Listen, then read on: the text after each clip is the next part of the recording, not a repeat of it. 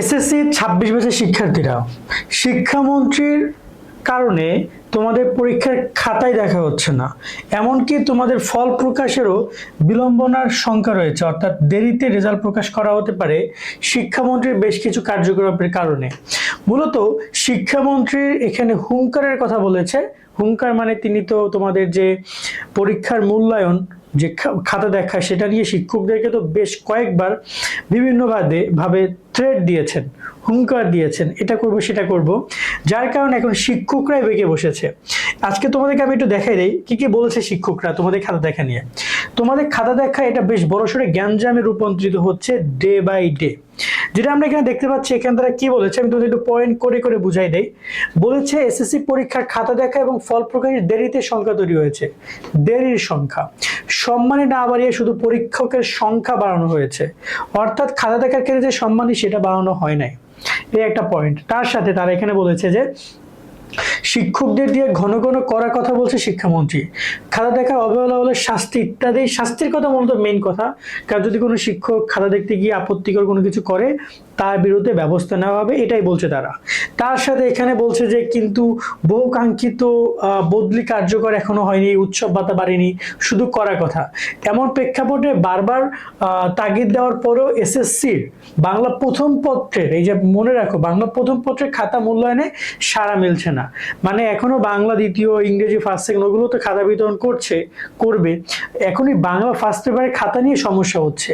অনেক শিক্ষক খাতা নিতে অনীহা জানিয়েছে, ঢাকা শিক্ষা বোর্ড এখনো আসে নাই, এমনকি যোগাযোগও করে নাই।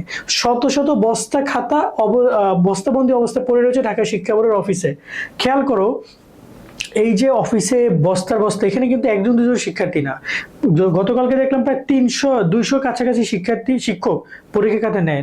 প্রত্যেকজন শিক্ষক যদি তোমার 300 করে খাতা পায়, তুমি এখন ক্যালকুলেট করো 300 গুণ 200 করে, তুমি দেখো কতজন শিক্ষার্থীর খাতা আটকে আছে, এখনো মূল্যায়ন হচ্ছে না। এতে করে কিন্তু ওভারঅল সকল বোর্ডের রেজাল্ট প্রকাশ দেরিতে হতে পারে। এবং এই যে শিক্ষকদের কিছু দাবির কথা এখানে আমরা শুনতে পাচ্ছি, সবকিছু মিলিয়ে আমরা আসলে দাবি এগুলো তো আর বুঝি না, এটা শিক্ষকদের পয়েন্ট অফ ভিউ। কিন্তু শিক্ষার্থীরা বেশ বড়সড় বিপদে পড়তে যাচ্ছে, কেননা ওদের খাতা মূল্যায়ন হচ্ছে না, ওদের রেজাল্ট প্রকাশ দেরিতে হবে যদি এভাবে না হয়। এবং ঢাকা বোর্ড তো সকল বোর্ডের প্রতিনিধি হিসেবে কাজ করছে, আন্তঃশিক্ষা সমন্বয় বোর্ডের সবকিছু ঢাকা বোর্ড। তো ঢাকা বোর্ডে যদি এই অবস্থা হয়, অন্যান্য বোর্ডের অবস্থা যে এমনটা না, তা কিন্তু না।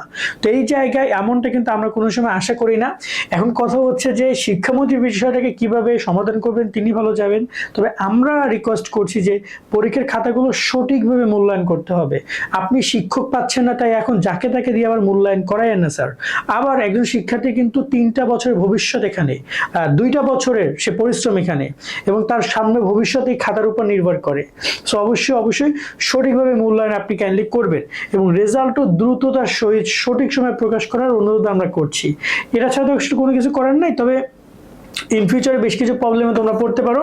আমি যতটুকু ধারণা করছি, যদি এমনটা চলতে থাকে, এটা শুধু বাংলা না, অন্যান্য বিষয়ে শিক্ষকরা যদি এমনটা করে, তাহলে সত্যিই তোমাদের রেজাল্টে একটা ঝামেলা হইতে পারে, এবং আমরা সেটা কখনোই চাই না যেমনটা কোনো কিছু হোক। এ হচ্ছে আজকের বিষয়গুলো। আর দেখো সামনে কি হয় আমরা জানাবো। দেখো এখানে পরীক্ষক নিয়োগ সহ বেশ কিছু বিষয় আমরা এখানে ইনফরমেশন পাচ্ছি। দৈনিক শিক্ষা থেকে আমরা তোমাদেরকে বিষয়গুলো দেখাচ্ছিলাম। আজকের মতো এখানে বিদায় নিচ্ছি। সকল অনেক ভালো থাকবা। আল্লাহ হাফেজ।